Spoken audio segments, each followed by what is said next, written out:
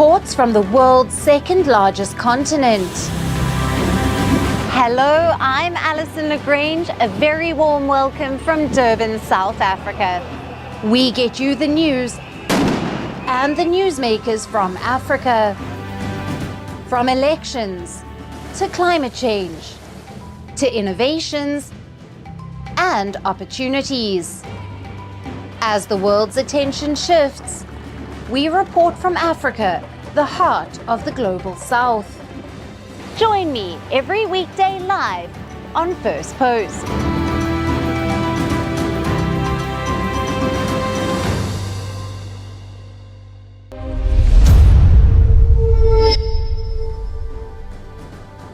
Hello and welcome to First Post Africa, where we get you the top stories from the continent and from across the world. I'm Alyson Grange, coming to you live from Durban, South Africa. First, let's take a look at the headlines. Prime Minister Benjamin Netanyahu orders tighter security at embassies worldwide after a gunman shouting "Free Palestine" fatally shot 2 staffers outside Israel's embassy in Washington. Chinese President Xi Jinping holds a phone call with French President Emmanuel Macron and tells the French leader the two countries must work together to safeguard international trade.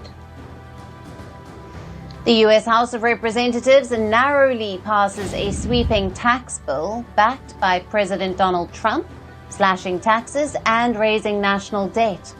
The bill passed by just 1 vote, now heads to the Senate for approval.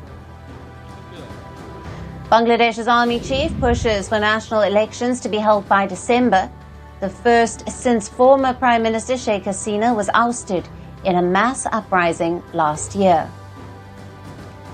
And record-breaking floods leave more than 500,000 people stranded in eastern Australia, with 3 people dead. Torrential rains have drowned towns and turned highways into rivers.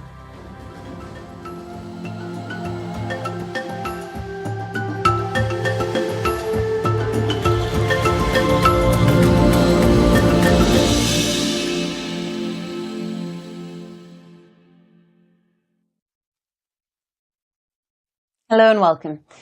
We start with what went down at the Oval Office yesterday.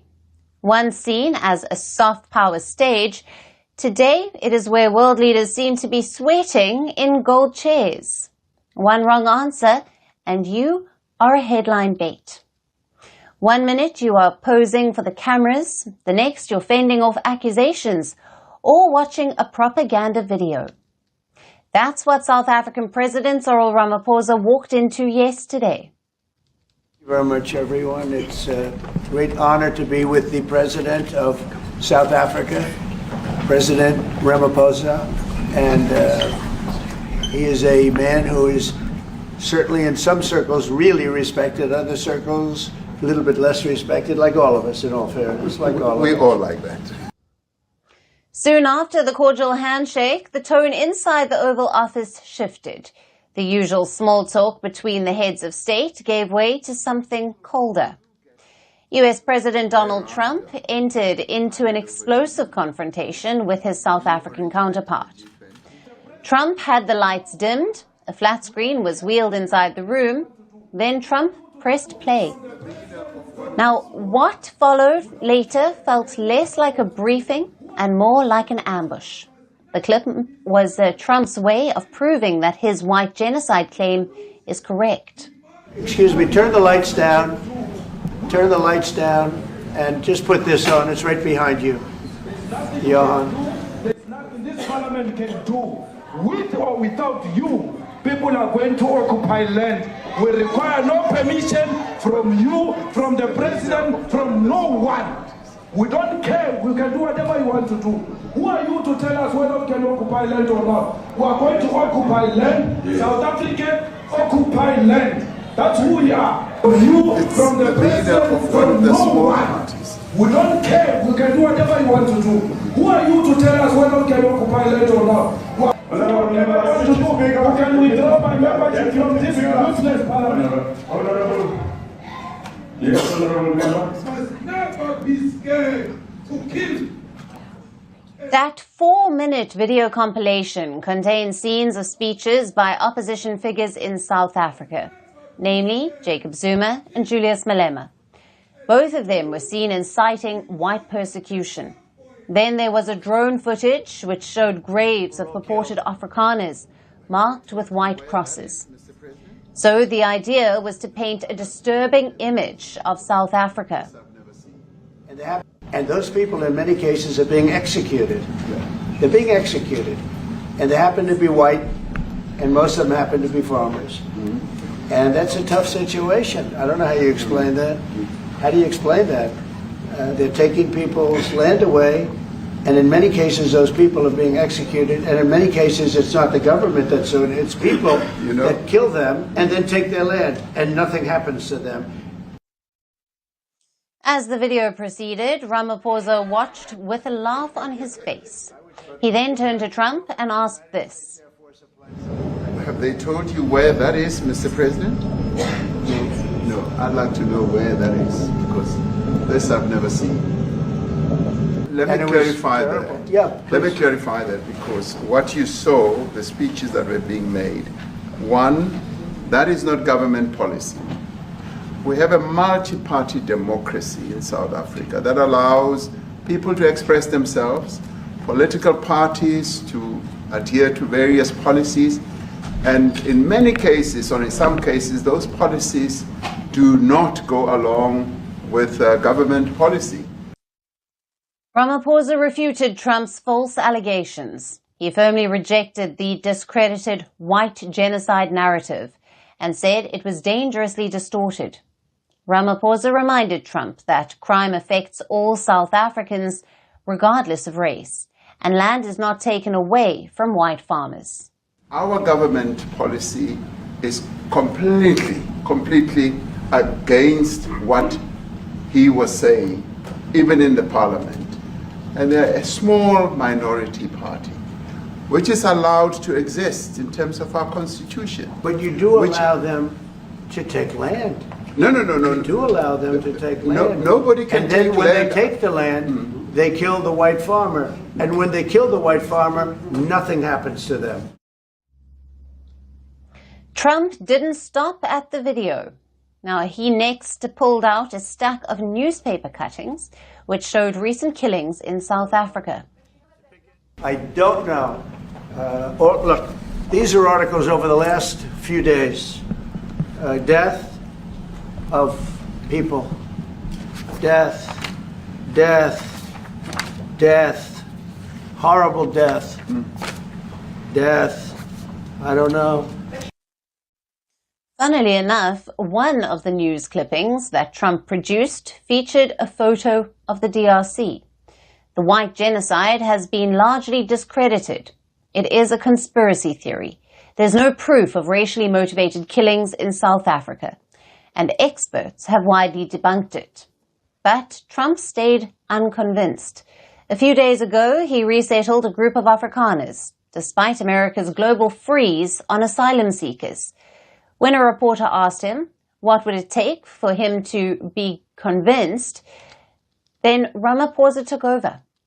What would it take for you to be convinced that there's no white genocide in South Africa? Well, I can answer that for the president. It's for him. No, seriously. I'd rather have him answer. Yeah, I'd rather answer that. It will be. Our president will respond to you. Yeah, Thank you, Mr. President. It will take President Trump listening to the voices of South Africans, some of whom are his good friends, like those who are here. When we have talks between us on the around a quiet table, it will take President Trump to listen to them. So the meeting that was meant to build bridges, focus on trade and repair tattered ties ended up in Trump fueling a very dangerous propaganda that South Africa was in the grip of a secret genocide against the white minority. Yet Ramaphosa stayed calm. He walked on eggshells and didn't lose his composure. He might have dodged the mistake that Zelensky committed during his February trip. He didn't raise his voice or allow the room to spiral into chaos. But this was the closest yet repeat to what had happened with Ukrainian president. Now, for more on this, we have with us Phumlani Majozi, who is an author and political analyst, joining us live from Johannesburg. Thank you for being with us. Great to be here. Thanks for the invitation again. Phumlani, how significant was President Trump's decision to raise the issue of white genocide and land seizures in South Africa during that formal diplomatic meeting? And what does it suggest about the influence of domestic US media narratives on foreign policy? Well, it seems like the two men were in the opposite ends as to what the meeting was about. Our President Ramaphosa came through to Washington, D.C. to basically push for investment and trade. That was his goal. That was his push. He spoke a lot about that. He was eager to discuss that I want to reset the relations with the U.S. from a trade and investment perspective. It seems to me that President Trump was not really keen to talk much about that. His focus was to show the levels of violence in South Africa during his meeting with him, which is what we saw. It seems like Mr. Trump, for me, I don't think Mr. Trump was really keen to focus on the issues of trade, and that is why we even saw the fact that there was no a joint press conference after the meetings that were held, because that was not really his focus. He wanted to focus more on the levels of violence. Now, I need to say something very important here, that as I've said on your show, I don't think there's a white genocide in South Africa, but we do have a serious problem of violent crime. And Mr. Trump is highlighting that. Yes. When Ramaphosa came into power back in 2018, our murder rate in South Africa, one of the highest in the world back then, was about 35% per 100,000 people. Today, as we speak, the number is about 45 per 100,000 people. We have countries like Kenya, where it's just 5 per 100,000 people. So there are serious levels of violence in South Africa, and when it comes to the issue of farmers being attacked, every farmer suffers attacks in South Africa, right? In fact, the stats do. Right.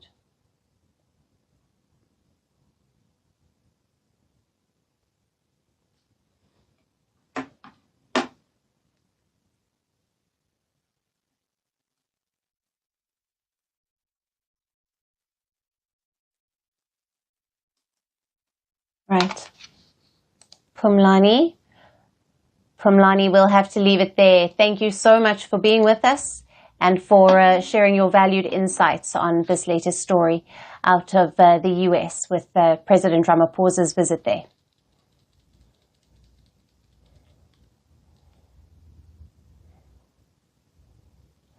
And now let's take a look at what happened after the lights came back on at the Oval Office. While tensions flared over white genocide accusations, other exchanges between Trump and Ramaphosa brought a dash of humor, from joking about not having a private jet to gift to almost pleading that they talk calmly. The South African leader tried to keep the situation grounded, even as the room got tense with cameras rolling. Here's what went down in that very eventful sit-down. With tensions simmering at the Oval Office, Ramaphosa threw in some wit, some Mandela wisdom, and even a lunch invite. First up, we have to talk about this diplomatic mic drop. Ramaphosa poked some fun and said, "I don't have a plane to give." Think of this. Why did a country give an airplane to the United States Air Force? Okay? The United States, not to me, to the United States Air Force, so they could help us out, because we need an Air Force One until that's Air Force One, it's being built. 2 of them being built. But Boeing's a little bit late, unfortunately. So why did they give us a plane to the United States Air Force. That's what that idiot talks about after viewing a thing where thousands of people are dead. I'm sorry, I don't have a plane to give you. I wish you did. I'd take it. I would take it. If your country offered the United States Air Force a plane, I would take it. Okay. But coming back... Honestly, it wasn't a light, not-so-subtle jab, but a very assuring nod to the headlines buzzing about Donald Trump accepting a $400 million jet from Qatar. But that laughter didn't last long. After a reporter dared to ask Trump about accepting such a lavish gift from the Gulf state, he snapped. He berated the journalist, saying, "You don't have what it takes to be a reporter." Listen to this. What does this have to do with the Qatari jet? They're giving the United States Air Force a jet, okay? You are a real, you're a terrible reporter. Number one, you don't have what it takes to be a reporter. You're not smart enough. But go back, you ought to go back to your studio at NBC because Brian Roberts and the people that run that place, they ought to be investigated. They are so terrible the way you run that network. And you're a disgrace. No more questions from me. Go ahead.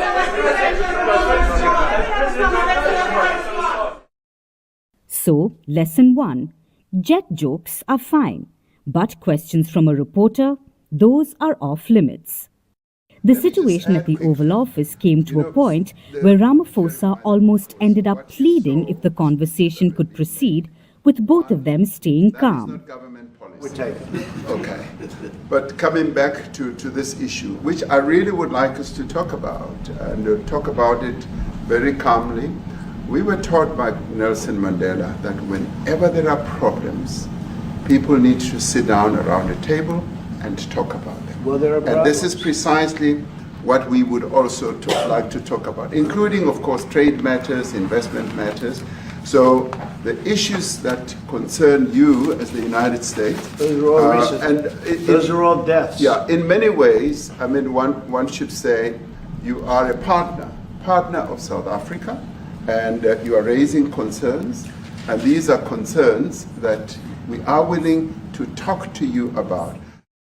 You see, Trump had carefully laid a trap that we explained to you before. But Ramaphosa too came prepared a bit. He brought 2 South African golfing legends along with him. Ernie Els, a 4-time winner from South Africa, and Gary Player, a 9-time major champion. Trump loves golf, and Ramaphosa hoped that a few friendly faces from the fair might help smooth out the meeting's rough patches. The 2 golfers also tried to calm the tense atmosphere at the White House. By the end of the day, Ramaphosa was doing what many leaders before him have done after meeting Trump. While cameras captured the chaos at the Oval Office, things moved to a quieter lunch setting afterward. And yes, Elon Musk was at the table. According to Ramaphosa, the Tesla boss wants to start exporting his electric cars to South Africa. So while Trump was raking up old political battles, Musk was pitching Teslas. Smiling through the chaos, Ramaphosa called his meeting with Trump a great success. Even though Trump has pushed back against the G20 summit, Ramaphosa said he still expected him to show up for the meeting in Johannesburg. I want to hand over the presidency of the G20 to President Trump in November. And I said, he needs to be there. I don't want to hand over the presidency of the G20 to an empty chair. I want to hand it over to him sitting in that chair in November. And he is going to give serious consideration to it. In fact, I expect him to be coming to South Africa. But here's what's to be learned. In Trump's Oval Office, every visit by a leader is a gamble. Ramaphosa flew in to talk trade and shake hands. Instead, he got a crash course in Trump theatrics. Thank you very much for being here. You're most welcome. Most welcome.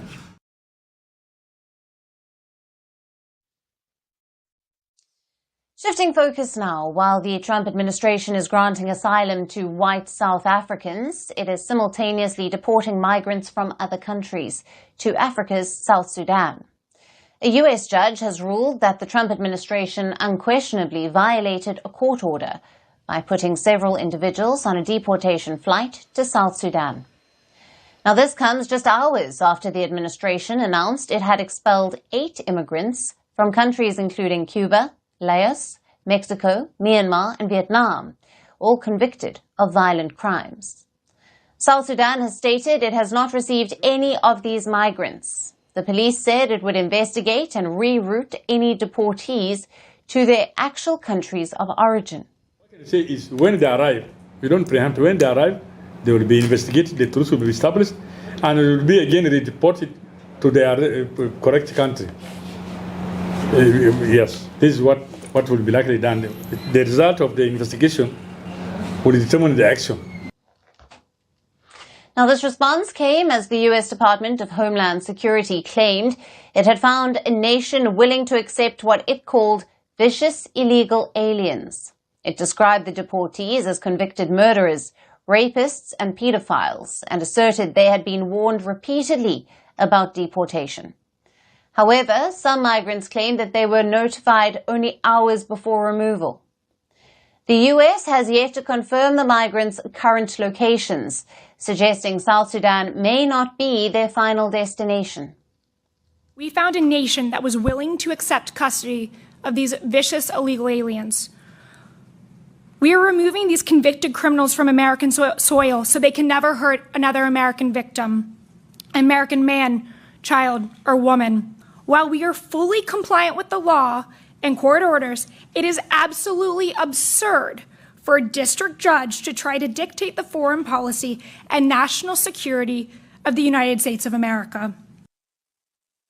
Days ago, a U.S. judge had blocked deportations to third countries, following reports that migrants could be sent to Libya, a war-torn country plagued by migrant abuse for over a decade.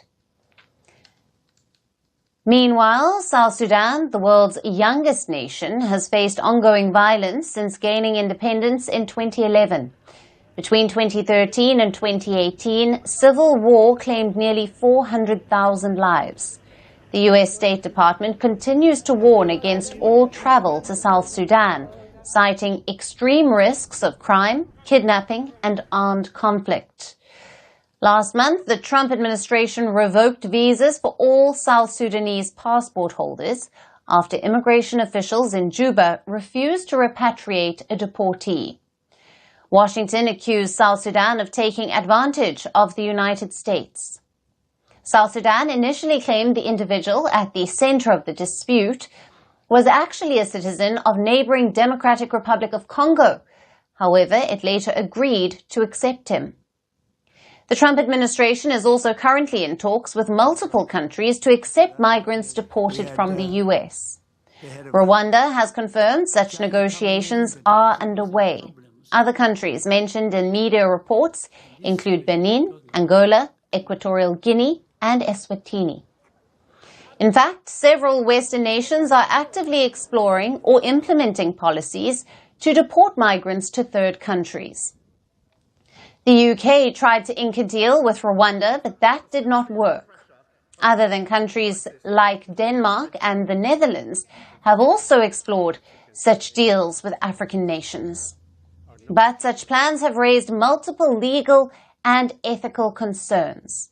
For African nations, these deals pose significant humanitarian burdens, along with serious questions about national sovereignty. Is Africa prepared to accept deportees from the Western world? While the US courts are blocking Trump's deportation orders, UK judges have now lifted an injunction that halted a major treaty at the last minute. It is the Chagos deal between the UK and Mauritius, which was due to be signed earlier today. Now, Britain can now finalize its deal with Mauritius on the future of the Chagos Islands after a High Court judge in London overturned an 11th-hour injunction that had blocked the agreement. The UK Prime Minister Keir Starmer was scheduled to sign the agreement virtually, transferring sovereignty of the Chagos Islands to Mauritius. The court has now cleared the way for the deal to be signed immediately. Under the deal, Mauritius would gain control of the strategic archipelago, while the UK would retain a joint US-UK military base on Diego Garcia for 99 years. Britain would also pay Mauritius reportedly around $4 billion to secure the base's future. After months of negotiations, the deal was set for final signing today, but a judge issued an injunction yesterday after a legal challenge by 2 British nationals born on the islands. The petitioners raised objections that they were not told that the deal would be signed today. They say that they were not part of the consultations, and they have expressed doubts over Mauritius's intentions, arguing that there are no guarantees for resettlement or compensation. Now, they claim that the Chagosians would gain nothing unless they apply for Mauritian citizenship. But in overturning the injunction, the court ruled that granting or continuing the court order would seriously harm the UK's public interest and therefore should not be maintained. The UK government welcomed the ruling, calling the deal vital to protect the British people and our national security. Now, this isn't the first time that the deal faced obstacles. The agreement was initially reached in October of last year, but the current Mauritian government reopened talks, citing concerns over lease terms, financial structure, and uncertainty over how former President Trump might respond to the arrangement. Now, some critics in the UK, especially Conservatives, warned the deal could threaten the joint base, calling it a national security risk. Amid these debates, the Chagosian voices were largely sidelined. Between 1968 and 1973, over 1,500 Chagosians were forcibly removed by the UK to make way for the US base on Diego Garcia. The islands were detached from Mauritius just before it gained independence in 1968. The displacement was devastating. Entire communities were evicted, often without warning, and sent to Mauritius and Seychelles, where many lived in extreme poverty. Britain offered limited compensation in the 1980s, but did not issue a formal apology for decades. Resettlement was promised several times, only to be repeatedly denied. While the Chagosians' issue remains, after a long and fraught back and forth, the Chagos deal is now officially back on track. And that's it on the show for today. We will see you again tomorrow at the same time. Thank you for watching, and goodbye.